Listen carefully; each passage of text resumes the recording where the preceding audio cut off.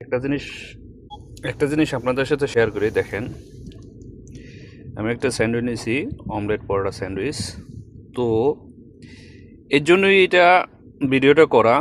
দেখেন, তারা যেই পরিমাণে মায়োনিজ দিছে কি দেখেন। আর যদি এই স্যান্ডউইচটাই আমি আমার বাংলাদেশি রেস্টুরেন্ট থেকে আনতাম, তাহলে মনে করেন যে মায়োনিজ কোথায় আছে খুঁজেও পাওয়া যেত না। তাইলে তারা রেস্টুরেন্ট ক্ষেত্রে লাভ করবে না, লাভবান হবে না। কারা লাভবান হবে? বাঙালিরা? কোনো দিনে না ভাই।